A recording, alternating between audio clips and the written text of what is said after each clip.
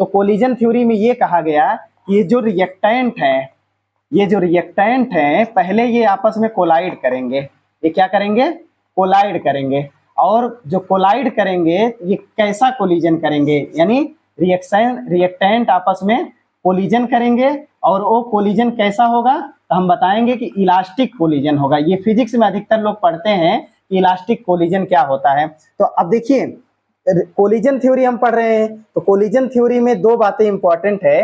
Reactants होता है और रिएक्टेंट्स मॉलिक्यूल आपस में कोलाइड करते हैं जिसको हम कोलिजन बोलते हैं। तो एक ये है कि नेचर ऑफ रिएक्टेंट क्या होना चाहिए, नेचर ऑफ रिएक्टेंट क्या होना चाहिए। तो नेचर ऑफ रिएक्टेंट के बारे में ये है कि पहली बात ये गैसियस फेज में होने चाहिए, यानी ये सारे कैसे होने चाहिए? गैसियस होने चाहिए। और ये सॉलिड स्फेरिकल होने चाहिए। इनका जो शेप होना चाहिए कैसा होना चाहिए? Solid spherical. ये दो कंडीशन हमेशा रखना पड़ेगा रिएक्टेंट्स मॉलिक्यूल के लिए, क्योंकि कोलिजन थ्योरी में ये एज्यूम किया गया रिएक्टेंट मॉलिक्यूल गैसियस हैं और सॉलिड स्फेरिकल हैं। और जो कोलिजन है, कोलिजन कैसा कोलिजन है? तो बताया गया कि इलास्टिक कोलिजन है। इलास्टिक कोलिजन का मतलब ये हुआ कि जैसे मान लीजिए ये दो मॉलिक्यूल हैं, आपस में ये दोनों एक दूसरे की तरफ अप्रोच कर रहे हैं। अप्रोच करने के बाद ये आपस में टकरा गए। टकराने के बाद क्या बन गया? प्रोडक्ट बन गया। तो ये जो टक्कर हुआ है, टक्कर कैसा होना चाहिए? यानी कोलिजन कैसा होना चाहिए? इलास्टिक। इलास्टिक कोलिजन का मतलब ये हुआ कि ड्यूरिंग कोर्स ऑफ कोलिजन कोई भी एनर्जी ना तो बाहर से एब्जॉर्ब होती है ना तो एनर्जी इमिट होती है। बस एनर्जी अगर मान लीजिए जैसे इसका कम एनर्जी है, इसका ज्यादा एनर्जी है, तो एनर्जी एक बॉडी से या एक गोला से दूसरे गोले में, एक रिएक्टेंट से दूसरे रिएक्टेंट में ट्रांसफर हो सकती है, लेकिन ओवरऑल लॉस नहीं होगी। यानी एनर्जी का इलास्टिक कोलिजन का मतलब ये कंजर्वेशन ऑफ एनर्जी से जुड़ा हुआ है या कंजर्वेशन ऑफ लीनियर मोमेंटम से जुड़ा हुआ है। लेकिन हम आपको केमिस्ट्री के टर्म में बता रहे हैं कि जब ये दोनों कोलाइड करेंगे तो कोलिजन के दौरान एनर्जी का लॉस या गेन नहीं होगा, बल्कि एनर्जी का ट्रांसफर हो सकता है कि एक मॉलिक्यूल से दूसरे मॉलिक्यूल में ट्रांसफर हो जाए, ये हो सकता है। तो ये बताया गया कि सबसे पहले ये रिएक्टेंट मॉलिक्यूल ये हाई स्पीड से ऐसे एक दूसरे की तरफ मूव करते हैं। मूव करने के बाद कोलाइड करते हैं और कोलिजन के बाद क्या बनता है? प्रोडक्ट बनता है। तो फिर से समझ जाइए कोलिजन थ्योरी का थीम क्या है? थीम यही है कि प्रोडक्ट बनने के लिए रिएक्टेंट का कोलाइड होना जरूरी है। और रिएक्टेंट कैसे होने चाहिए? रिएक्टेंट सॉलिड स्फेरिकल टाइप के होने चाहिए, लेकिन उसकी जो फिजिकल स्टेट है गैसियस होनी चाहिए, ताकि वो हाई स्पीड से इधर उधर मूव करते रहेंगे तभी तो कोलाइड करेंगे। और दूसरी बात, अगर कोलिजन हो रहा है तो कोलिजन कैसा होना चाहिए? तो कोलिजन हमेशा इलास्टिक कोलिजन होना चाहिए। इलास्टिक कोलिजन का मतलब यही होता है कि during course of collision no amount of energy will be loss और गेन। यानी कोलिजन के दौरान एनर्जी ना तो लॉस होती है ना तो गेन होती है, लेकिन एक रिएक्टेंट से दूसरे रिएक्टेंट में एनर्जी का ट्रांसफर हो सकता है, ये ड्यूरिंग कोर्स ऑफ कोलिजन। और इसी कोलिजन थ्योरी के आधार पर आर्हेनियस इक्वेशन डेवलप किया गया और वो आर्हेनियस इक्वेशन बाद में मॉडिफाइड आर्हेनियस इक्वेशन में बदला गया, और जिसके बारे में एक्सप्लेनेशन हम आपको बताने जा रहे हैं। आर्हेनियस इक्वेशन क्या है? ये आप लोग पढ़े होंगे, जानते होंगे। इसको हम क्या बोलते हैं? Arrhenius equation. अब क्योंकि ये थ्योरेटिकल और एक्सपेरिमेंटल डेटा मैच नहीं कर रहे थे, इसलिए मॉडिफाइड आर्हेनियस इक्वेशन आया, जहां पर एक और फैक्टर आ गया जिसको हम लोग बोलते हैं स्टेरिक फैक्टर, ये आ गया। अब इसका आप मीनिंग समझ जाइए। के का मतलब रेट कांस्टेंट होता है, पी का मतलब स्टेरिक फैक्टर होता है, ए का मतलब कोलिजन फ्रीक्वेंसी होती है, या इन दोनों को मिला के प्री एक्सपोनेंशियल फैक्टर भी बोलते हैं, या अकेले भी इसको प्री एक्सपोनेंशियल फैक्टर बोलते हैं। ये एक्टिवेशन एनर्जी होता है, और आर क्या होता है? गैस कांस्टेंट होता है। टी क्या होता है? टेम्परेचर इन केल्विन होता है। अब हम डिटेल में पढ़ने जा रहे हैं कि आर्हेनियस इक्वेशन या मॉडिफाइड आर्हेनियस इक्वेशन, इसमें जो रेट ऑफ रिएक्शन है वो कैसे रिलेटेड है रेट कांस्टेंट से, या रेट कांस्टेंट किन किन चीजों पे डिपेंड करता है, और जिन जिन चीजों पे डिपेंड करता है तो कैसे डिपेंड करता है। चलिए हम लोग डिटेल में स्टडी करते हैं। सबसे पहले आर्हेनियस इक्वेशन को हम लोग लेते हैं। ए के इज इक्वल टू ए और फिर इंटू ई की power minus A by R T. तो पहले इसको समझ लेते हैं। देखिए के क्या होता है? Rate constant. के का मतलब क्या है? Rate constant. और रेट कांस्टेंट, जैसे कोई भी रेट लॉ इक्वेशन जब लिखा जाता है, रेट लॉ इक्वेशन, मान लीजिए एक हाइपोथेटिकल रिएक्शन है, आर कन्वर्ट हो रहा है प्रोडक्ट पी में, इसके लिए रेट लॉ इक्वेशन कैसे लिखते हैं कि rate of reaction is equal to K into reactant की पावर ऑर्डर ऑफ रिएक्शन। तो अब देखिए, अगर मान लीजिए इस रेट लॉ इक्वेशन में रिएक्टेंट का कंसंट्रेशन और ऑर्डर ऑफ रिएक्शन अगर हम कह दें कांस्टेंट है, तो जो रेट ऑफ रिएक्शन होता है वो टोटली किस पे डिपेंड करता है, रेट कांस्टेंट की वैल्यू पर।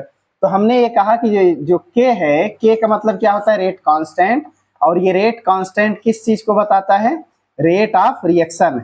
रेट ऑफ रिएक्शन का मतलब यही होता है कि स्पीड ऑफ रिएक्शन, कि रिएक्शन बहुत फास्ट है कि स्लो है, ये कहाँ से पता चलता है कि जब आपको पता चल जाए रेट कांस्टेंट की वैल्यू क्या है। अब रेट कांस्टेंट की वैल्यू अभी तक जितना यहाँ पर फैक्टर लिखा है, दो फैक्टर, एक ये वाला फैक्टर है और दूसरा ये वाला फैक्टर है। देखिए, क्योंकि इसको हम बोलते हैं एक्सपोनेंशियल फैक्टर। क्या बोलते हैं, ये है एक्सपोनेंशियल फैक्टर। और दूसरा, ये अगर एक्सपोनेंशियल फैक्टर है तो ये दूसरा वाला फैक्टर क्या है, क्योंकि एक्सपोनेंशियल फैक्टर के पहले ये लिखा है, इसीलिए इसको हम लोग बोलते हैं प्री एक्सपोनेंशियल फैक्टर। इसको हम लोग क्या बोलते हैं, प्री एक्सपोनेंशियल फैक्टर। तो देखिए, अभी तक जो आर्हेनियस साहब बताए थे वो ये बताए थे कि रेट कांस्टेंट से हमें क्या पता चलता है, रेट ऑफ रिएक्शन, और रेट ऑफ रिएक्शन जानने के लिए जरूरी है कि रेट कांस्टेंट के बारे में जाना जाए। रेट कांस्टेंट दो फैक्टर पर डिपेंड करता है, एक प्री एक्सपोनेंशियल फैक्टर और एक्सपोनेंशियल फैक्टर। देखिए, प्री एक्सपोनेंशियल फैक्टर को हम लोग बोलते हैं कोलिजन फैक्टर। क्या बोलते हैं, कोलिजन फैक्टर। और जबकि एक्सपोनेंशियल फैक्टर को हम लोग बोलते हैं एनर्जी फैक्टर। अब जो कोलिजन फैक्टर होता है ये बताता है नंबर ऑफ कोलिजन के बारे में। किसके बारे में बताता है, नंबर ऑफ कोलिजन के बारे में। देखिए, जो कोलिजन थ्योरी कहता है वो यही कहता है कि जैसे अगर मान लीजिए दो मॉलिक्यूल हैं ए और बी, अगर दोनों मॉलिक्यूल गैसियस हैं और सॉलिड हैं, स्फेरिकल हैं, ये कंडीशन है कि मॉलिक्यूल कैसे होने चाहिए, गैसियस होने चाहिए, सॉलिड होने चाहिए, मतलब जो जो जो एक गैस मॉलिक्यूल है एकदम सॉलिड होना चाहिए, हॉलो नहीं होना चाहिए, और पूरा का पूरा शेप कैसा होना चाहिए, स्फेरिकल। तो रिएक्शन तभी होता है जब दोनों गैसियस मॉलिक्यूल एक दूसरे को अप्रोच करते हैं, अप्रोच करने के बाद कोलिजन होता है। क्या होता है, कोलिजन।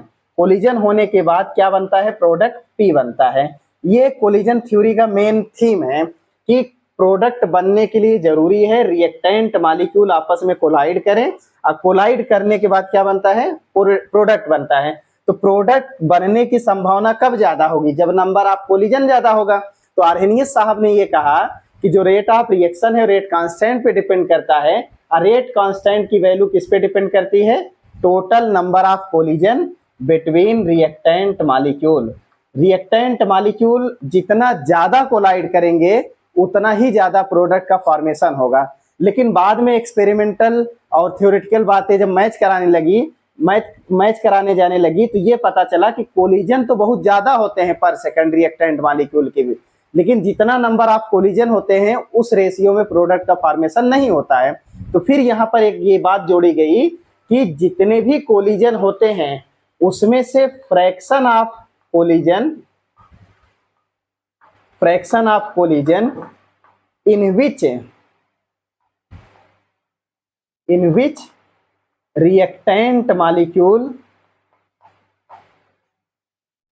reactant molecule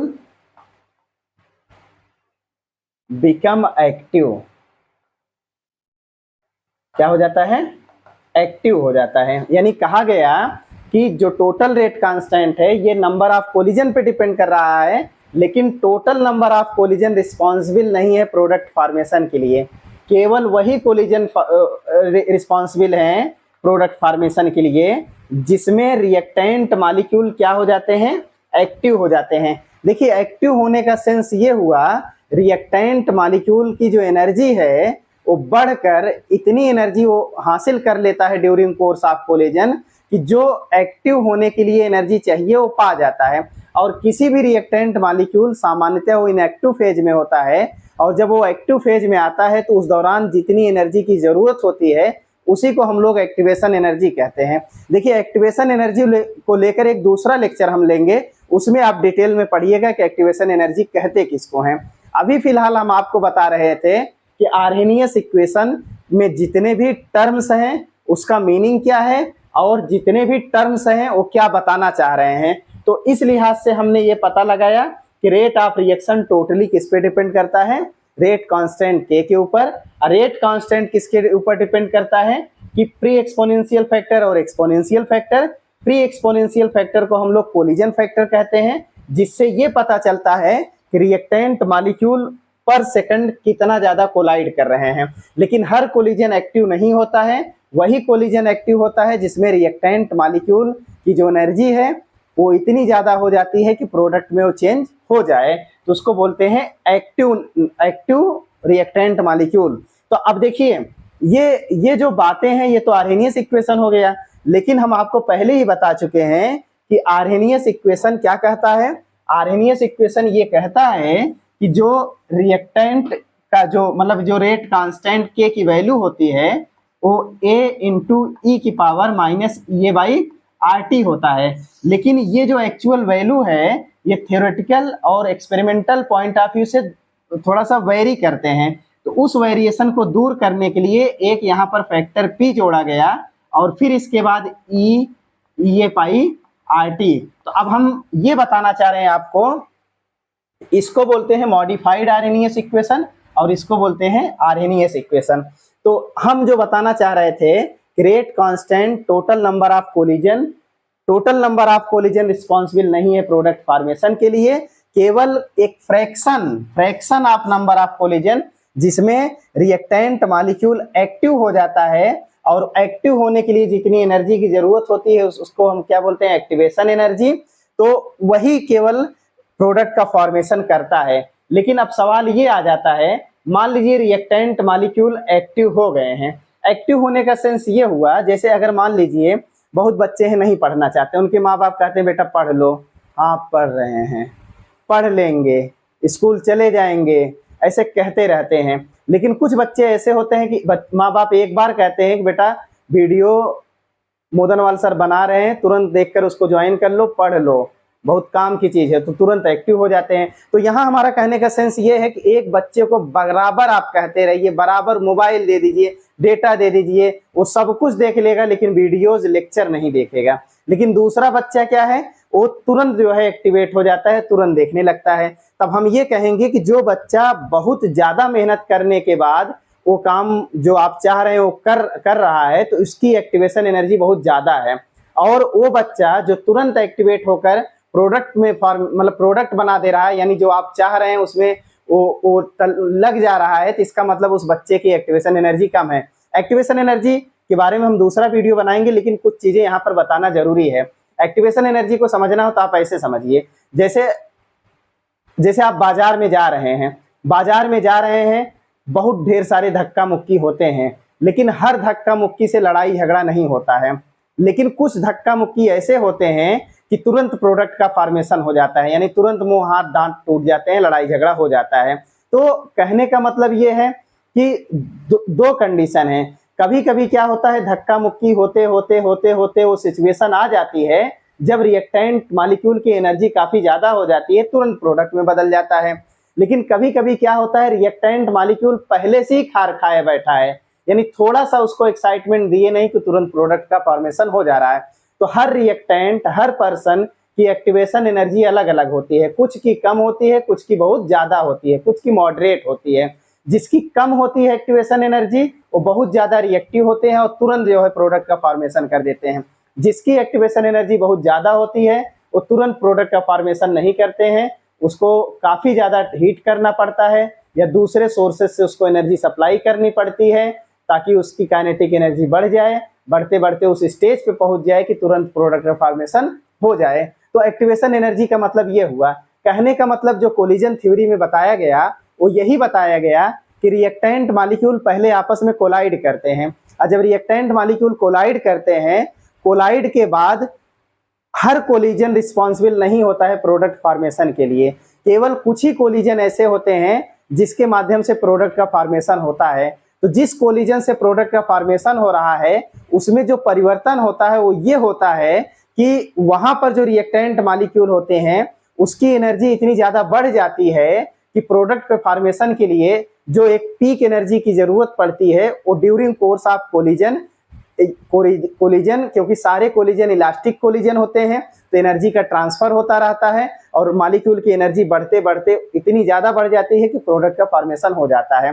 तो आर्हेनियस थ्योरी में ये कहा गया कि रेट ऑफ रिएक्शन वो पता लगता है किससे, वो रेट कांस्टेंट से पता कर लगता है, लेकिन वो रेट कांस्टेंट किसके ऊपर डिपेंड करता है कि टोटल कोलिजन कितने हो रहे हैं दोनों रिएक्टेंट मॉलिक्यूल के बीच। लेकिन फिर आगे ये कहा गया कि बहुत ज्यादा कोलिजन हो लेकिन अगर कोई रिएक्टेंट मॉलिक्यूल एक्टिव ही ना होने पाए तो क्या प्रोडक्ट का फॉर्मेशन होगा? कतई नहीं होगा। तो ये कहा गया कि ड्यूरिंग कोर्स ऑफ कोलिजन जब एनर्जी का ट्रांसफर होता है तो कुछ मॉलिक्यूल की एनर्जी बढ़ जाती है और इतनी बढ़ जाती है कि वो प्रोडक्ट का फॉर्मेशन कर देता है, तब उससे जो प्रोडक्ट का फॉर्मेशन होता है तब उससे हम गवर्न कर सकते हैं कि रेट कांस्टेंट के की वैल्यू कितनी होगी और उस आधार पे हम बता सकते हैं रेट ऑफ रिएक्शन क्या होगा।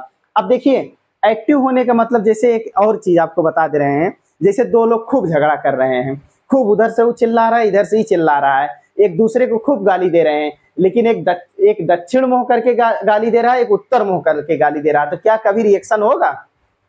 कभी प्रोडक्ट का फॉर्मेशन होगा? कभी मुंह दांत टूटेंगे? नहीं टूटेंगे ना, क्योंकि दोनों एक्टिव तो जरूर हैं लेकिन वो प्रॉपर ओरिएंटेशन में नहीं है कि आपस में भिड़ जाएं, एक उधर जा रहा है दूसरा इधर जा रहा है, इसलिए कोई भी चांसेस यहाँ पर प्रोडक्ट के बनने की नहीं है। तो फिर यहाँ पर साइंटिस्टों ने ये कहा कि थ्योरेटिकल वैल्यू रेट कांस्टेंट की और एक्सपेरिमेंटल वैल्यू इसलिए वेरी कर रही है क्योंकि इसमें स्टेरिक फैक्टर नहीं इन्वॉल्व है। स्टेरिक यानी एक और फैक्टर आ जाता है जिसको हम पी बोलते हैं। अब पी को हम लोग क्या बोलते हैं? Orientation factor. देखिए ओरिएंटेशन फैक्टर बोलिए या इसी का दूसरा नाम है स्टेरिक फैक्टर बोलिए। क्या बोलेंगे? Steric factor. अब ओरिएंटेशन या स्टेरिक फैक्टर, इसका मतलब थोड़ा सा समझ जाओ। इसका मतलब ये है कि जैसे मान लीजिए A2 अब प्लस B2 आपस में रिएक्शन करके प्रोडक्ट बना रहे हैं। अब तीन कंडीशन है, एक कंडीशन A है प्लस B है और ये इधर से कोलाइड कर रहा है, ये इधर से कोलाइड कर रहा है, तब प्रोडक्ट बन रहा है। दूसरा जो कंडीशन है A है और ये ऐसे कोलाइड कर रहा है, ये ऐसे जा रहा है, ये ऐसे जा रहा है, तब प्रोडक्ट बन रहा है। एक तीसरा कंडीशन बहुत इंटरेस्टिंग है, A है और यहाँ पर B है और अब की बार ये इधर से जा रहा है, ये इधर से जा रहा है, तब प्रोडक्ट बन रहा है। तो आपसे ये पूछा जाए कि बताओ किसमें प्रोडक्ट बनने की स्पीड ज्यादा होगी, तब आप बताओगे कि साहब जब यहाँ पर कोलिजन होगा, ये वाला एटम पहले आपस में कोलाइड करेंगे तो ये दोनों रिएक्ट करके प्रोडक्ट बनाएंगे, तो कुछ देर बाद ये दोनों रिएक्ट करेंगे। इस वाले कोलिजन में क्या होगा? पहले ये दोनों रिएक्ट करके इसका बॉन्ड तोड़ेंगे, फिर एक एटम इससे जुड़ेगा, एक एटम इससे जुड़ेगा। लेकिन इस वाले में क्या होगा? एक साथ ये इससे इंटरेक्ट कर जाएंगे, ये इससे इंटरेक्ट कर जाएंगे और एक साथ जो है दो प्रोडक्ट का फॉर्मेशन हो जाएगा। तो सबसे ज्यादा प्रॉपर ओरिएंटेशन में कौन से मॉलिक्यूल है या कौन से रिएक्शन वाले मॉलिक्यूल है? तो आप बताओगे थर्ड रिएक्शन वाले मॉलिक्यूल प्रॉपर ओरिएंटेशन में है और इससे स्पीड अप में प्रोडक्ट बनेगा।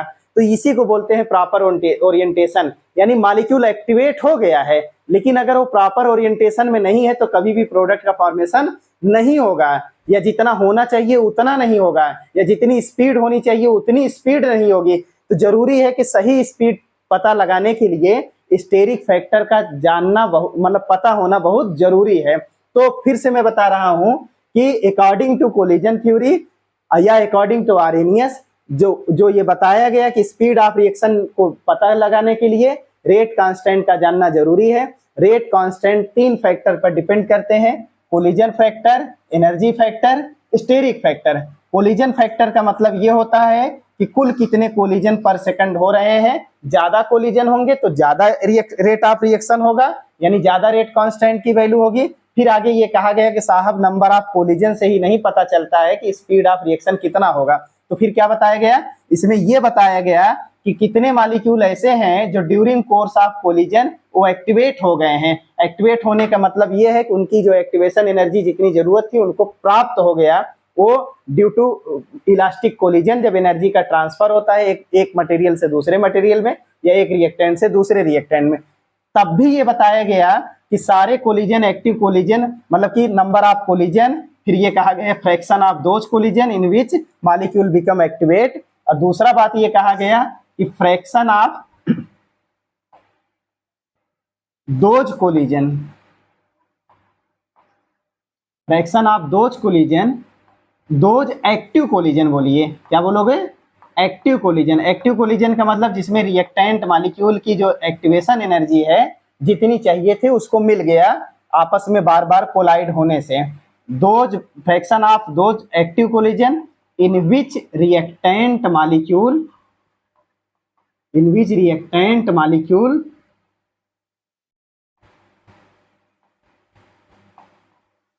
Molecule will be in proper orientation।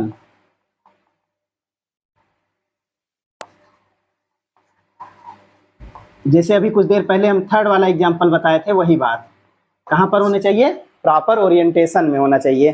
तब जाकर इन तीनों फैक्टर का जब सामूहिक रूप से हम इंप्लीमेंट करेंगे तब हमें एनर्जी रेट कांस्टेंट की वैल्यू पता चलेगी, तब हम बता पाएंगे रेट ऑफ रिएक्शन कितना होगा। अच्छा एक और बात जान जाइए, ये जो ए की वैल्यू है ये क्या है, टोटल नंबर ऑफ कोलिजन। तो ये किन किन चीजों पे डिपेंड करता है, एक तो ये डिपेंड करता है एवरेज वेलोसिटी पर, average velocity of reactant molecule, क्योंकि रिएक्टेंट मॉलिक्यूल गैसियस होते हैं। कोलिजन थ्योरी का आधार ही है कि जो रिएक्टेंट मॉलिक्यूल होने चाहिए वो कैसे होने चाहिए, गैसियस होने चाहिए। तो गैसियस रिएक्टेंट मॉलिक्यूल की जो एवरेज वेलोसिटी है, और ये एवरेज वेलोसिटी बराबर क्या होता है, तो आप लोग पहले ही जानते हैं कि, या फिर हम यहाँ पर बता दे रहे हैं कि एवरेज वेलोसिटी किसके ऊपर डिपेंड करता है। तब आप लिख सकते हो कि √2 डिवाइडेड बाई m, यानी टेम्परेचर ज्यादा होगा तो एवरेज वेलोसिटी ज्यादा होगा, मास ज्यादा होगा तो एवरेज वेलोसिटी कम होगा। टेम्परेचर ज्यादा होगा, आप ये कह सकते हैं A directly depend on √ temperature, या फिर A directly depend on √ inversely proportional to mass. यानी अगर टेम्परेचर ज्यादा होगा तो जो ए की वैल्यू ज्यादा होगी, ए की वैल्यू ज्यादा होने का मतलब नंबर ऑफ कोलिजन ज्यादा होंगे, नंबर ऑफ कोलिजन ज्यादा होंगी तो के की वैल्यू ज्यादा होगी, के की वैल्यू ज्यादा होगी तो रेट ऑफ रिएक्शन की वैल्यू ज्यादा होगी। दूसरी बात यह है कि जैसे अगर हम कहें कि एक H2 है और एक F2 है, और यहाँ पर D2 है और ये F2 है, ये दो रिएक्शन हो रहे हैं, यहाँ पर DF बन रहा है, यहाँ पर जो बन रहा है HF बन रहा है। अब आपसे ये पूछा जाए, ये बताओ रिएक्शन नंबर 1 या रिएक्शन नंबर 2 किसकी स्पीड ज्यादा है। आपसे क्या पूछा जा रहा है कि D2 F2 के बीच जब रिएक्शन होगा तब स्पीड ज्यादा होगा, कि H2 और F2 के बीच रिएक्शन होगा तब स्पीड ज्यादा होगा। तब आप क्या बताओगे, क्योंकि मास जिसका कम होता है वो वो कंपैरेटिवली कम कोलिजन, मतलब कम कोलाइड करते हैं, और जब कम कोलाइड करेंगे तो के की वैल्यू क्या होगी, कम होगी। क्योंकि सॉरी, मास जिसका कम होता है, हाँ मैं सही बता रहा था, मास ज्यादा होगा तो नंबर ऑफ कोलिजन कम होंगे, नंबर ऑफ कोलिजन कम होंगे तो के की वैल्यू कम होगा, तो स्पीड ऑफ रिएक्शन भी क्या होगा, कम होगा। अब यहाँ पर देखिए ड्यूटेरियम का मास ज्यादा होता है, हाइड्रोजन का मास कम होता है। जिसका मास ज्यादा होता है उसकी स्पीड ऑफ रिएक्शन कम होती है, और जिसकी मास ज्यादा होती है, क्योंकि ज्यादा होने से इसकी एवरेज वेलोसिटी ज्यादा होगा, एवरेज वेलोसिटी ज्यादा होने से ए की वैल्यू ज्यादा होगी, ए की वैल्यू ज्यादा होने से के की वैल्यू ज्यादा होगी, के की वैल्यू ज्यादा होने से रेट ऑफ रिएक्शन ज्यादा होगा। तो हम कह सकते हैं कि सेकंड जो रिएक्शन है इसकी स्पीड ज्यादा है किससे, फर्स्ट रिएक्शन से। ऐसा क्यों है, तो आपको अभी अभी हमने बताया है कि मास ज्यादा होने की वजह से नंबर ऑफ कोलिजन कम होता है, और जब कम होगा तो ये इफेक्टेड होगा। बहरहाल यहाँ पर भी देख लीजिए, जो ये है एक्टिवेशन एनर्जी, अगर एक्टिवेशन एनर्जी की वैल्यू कम होगी तो ओवरऑल ये निगेटिव में क्या हो जाएगा, कम हो जाएगा। अगर निगेटिव में कम होगा तो इसका मतलब ये ओवरऑल वैल्यू ज्यादा होगा, ये वैल्यू ज्यादा होगा तो ये भी आपका ज्यादा होगा। यहाँ पर भी टेम्परेचर का रोल से आप समझ सकते हैं कि कैसे ये के को मतलब अफेक्ट कर रहा है। बाकी स्टेरिक फैक्टर अगर P की वैल्यू मैक्सिमम P की वैल्यू क्या होती है, 0 से लेकर 1 के बीच में होती है। तो मैक्सिमम 1 होने का मतलब क्या हो गया कि मालिक्यूल, सारे मालिक्यूल प्रॉपर ओरिएंटेशन में है, और जब प्रॉपर ओरिएंटेशन में कोई भी मालिक्यूल कोलाइड करेगा तो प्रोडक्ट का फॉर्मेशन बहुत अच्छे से होगा। तो देखिए अभी जो आने वाला लेक्चर है वो एक्टिवेशन एनर्जी से जुड़ा होगा, और वहां पर हम बताएंगे कि एक्टिवेशन एनर्जी और रेट कांस्टेंट में क्या रिलेशन होता है, और भी कितने किस्म के प्रॉब्लम्स बन सकते हैं, कितने किस्म के न्यूमेरिकल्स बन सकते हैं, कैटालिस्ट डालने पर क्या प्रभावित होता है, क्या एक्टिवेशन एनर्जी प्रभावित होता है या नहीं प्रभावित होता है, कैटालाइज्ड रिएक्शन और नॉन कैटालाइज्ड रिएक्शन की कंपैरेटिव स्टडी हम लोग कैसे करेंगे, तमाम तरह की बातें हैं। कौन सा रिएक्शन ज़्यादा टेम्परेचर सेंसिटिव है, कौन सा रिएक्शन कम टेम्परेचर सेंसिटिव है, तमाम तरह की बातें हैं जो हम आने वाले लेक्चर में करेंगे। बहरहाल आज बस इतना ही, और हम उम्मीद करते हैं कि आपको आर्हेनियस इक्वेशन के बारे में इंफॉर्मेशन, जानकारी या समझदारी आपकी बढ़ी होगी। अगर बढ़ी होगी तो आप ज़रूर हमको इन्फॉर्म करिएगा। माध्यम एक ही है जिस माध्यम से हम आपके पास पहुँचे हैं, मीडिया के माध्यम से, यूट्यूब के माध्यम से। आपके पास भी वही माध्यम है बताने के लिए, कमेंट करके, लाइक करके, या फिर और भी। कहने का मतलब ये है कि आप दूसरों को भी सजेस्ट करिए कि वो अधिक से अधिक इस वीडियो को देखें, अधिक से अधिक केमिकल काइनेटिक के बारे में जाने, अधिक से अधिक केमिस्ट्री के बारे में जाने, अधिक से अधिक वो हमारे बारे में जाने कि हम उनको कितना फ़ायदा पहुंचा सकते हैं। आज का लेक्चर बस यहीं तक। राम राम, जय हिंद, जय भारत।